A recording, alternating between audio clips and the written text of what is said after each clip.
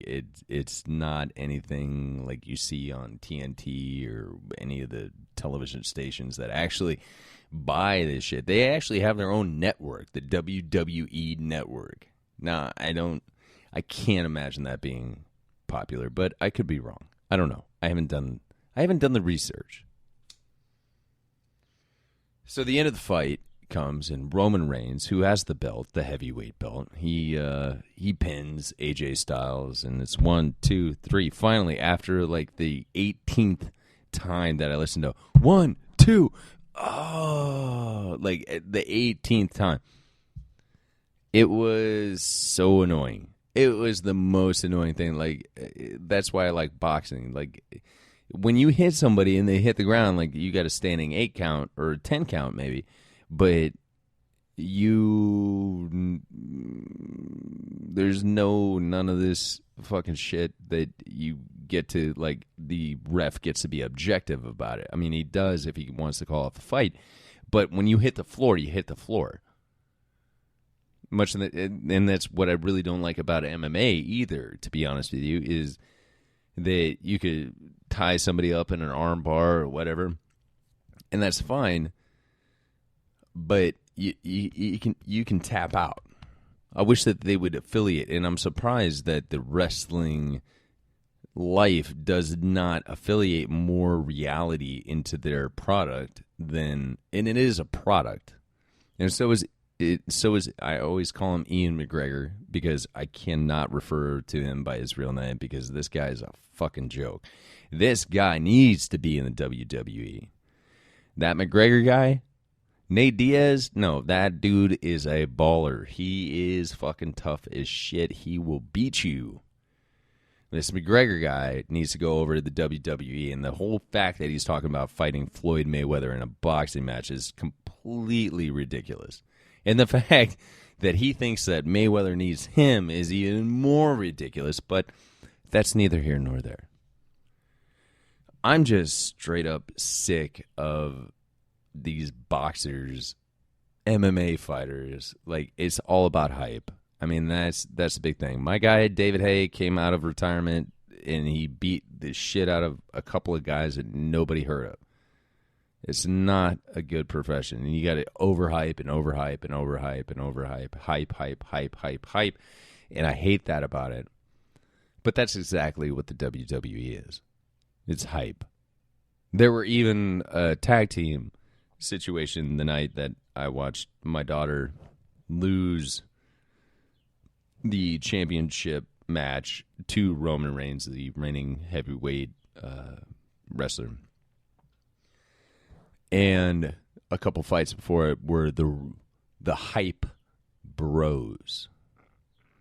And they had this whole graphic up there. And they were a couple of guys, and they were fun to watch, I mean, I guess. But, I mean, like, this one guy was just like, Like, he would just make fun of the other person, just look at him.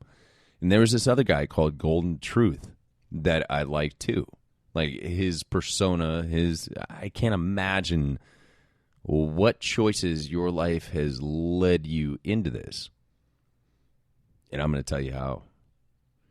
Because once AJ Styles lost the game, lost the fight, lost the match, whatever you want to call it, lost the movie, my daughter was so upset because she really thought he was hurt. She really thought he was hurt, and she started crying. And this is at the height of, 18, 1, 2, no. Like, they hype it up so good, or so bad, in my opinion, but they hype it up so good that these, like my kids, at least, like my daughter was upset because she thought her favorite fighter was really, really hurt. And my son, who chose Roman Reigns, naturally, like, he didn't even want to stick around. He didn't even want to stick around for the celebration of his favorite WWE fighter winning or retaining the heavyweight bullshit belt of the world. He wanted to go because his sister was upset. And it was amazing. It was an amazing moment for me. Like, he held her, like he put his arm around her and walked her out of the stadium. Like, I just stood back and I was like, you know what? I mean, I'm not perfect. No, I'm not. But if my kids are helping each other through like rough moments, I mean, because that night was like the equivalent of not being able to pay rent as an adult. If you get what I'm saying, like it's what they were looking forward to for like 2 weeks. Like oh my God, it's gonna be awesome. And I knew going into it that one of my kids was going to lose. And in fact, during the fight, I saw when AJ Styles was winning the fight, my daughter was very happy. My son was very sad. And when Roman Reigns was winning, quote unquote, winning the fight, my son was very happy. My daughter was really sad. So I knew, going into this, I knew that this is not, you're not adults. Like if I went to the Manny Pacquiao-Bradley fight in Las Vegas, the only boxing match I've ever watched, a title fight in Las Vegas. Like, can you imagine how awesome that is? These, I mean, yeah, there have been boxers that take a punch or a fake punch or whatever the fuck. But to be in, to witness that,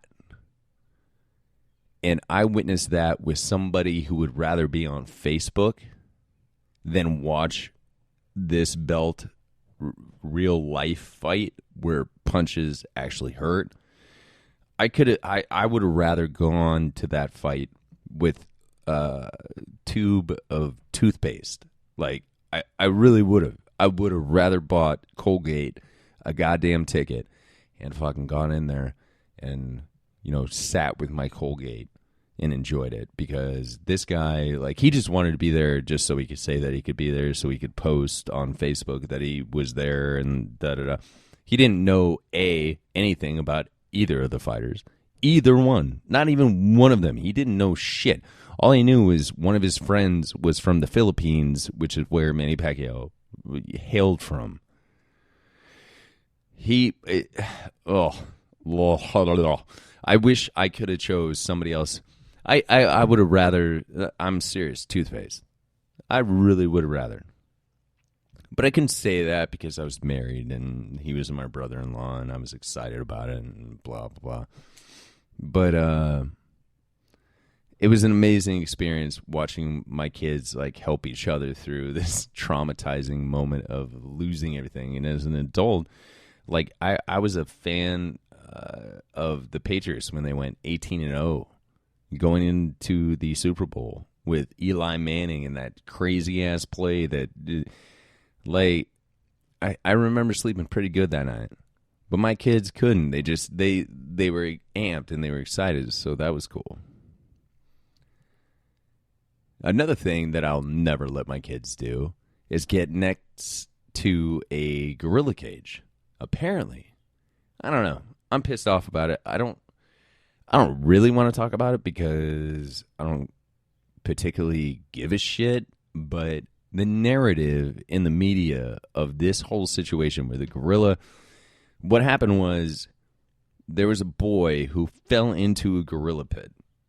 Now, I don't know about you. I don't know if you're a parent. I don't know if you're a guardian, a co-parent, a baby daddy. I don't know. But me, if we're looking at a gorilla pit, which means that there's a drop-off, I'm not going to let my kid get too close. So coming up out of the break, I just want to bitch about this, to be honest with you. Thank you guys for listening to the Bill and Joe Show. You're listening to the Bill and Joe Show. Whatever. All right, guys. A lot of people talk to our show, and they're like, hey, man, would you mind promoting our podcast on it? Probably not, but we thought we'd ask. And that's just not true. I love helping other podcasters out. We do it all the time. And I've got a new one for you that is awesome. The Best Damn Truck Show. In some ways, it's similar to our shows. It's two buddies sitting around talking about God knows what. We go to truck shows they go to truck shows, not we, and they talk about it. But most of the time, they're just being wild and funny about life. You can go to bdtruckshow.com. Follow them on Instagram at bdtruckshow. And if you have a podcast app, their show's available on it. So they've got everything over there. And it's really cool. It's a lot like ours, like I said. And it's just two guys just talking about stuff. So make sure to check it out. It's a good show, and I know that it sounds interesting enough to our audience to go check it out. So make sure you give them a play. Bookworms, and I am one, and I checked this book out. It's called The Spectator, and you can go to CharityStuart.com. That's CharityStuart.com, and you can read a snippet from the book to make sure that you like it. And this is what I've been saying about ebooks for a really long time, is that I wish that they would, instead of buying the book like as a whole, like I wish that they would sell chapters at a time, because sometimes you don't get an opportunity to read part of the book to make sure that it's something that would be of interest to you. But you can do that here and read it and make sure that you like it, and then help them get off the ground if it's something that fancies you. CharityStuart.com, CharityStuart.com /the-book. And you can go check it out there and help him get his. This is his first book. It's a big deal. Speaking of myself, when I had my first album online, and it's a very exciting time for him, and he just wants to share it with as many people as possible. So go to CharityStuart.com. Okay, now this is a cool Indiegogo. It's called the Leaf X Pro 2 Bicycle Every Day. Now, the idea behind this Indiegogo, and you want to go to Indiegogo.com and search for Leaf X Pro 2. They are looking for a very small amount of money to be able to get this off the ground, and they are already 10% there, more than 10%.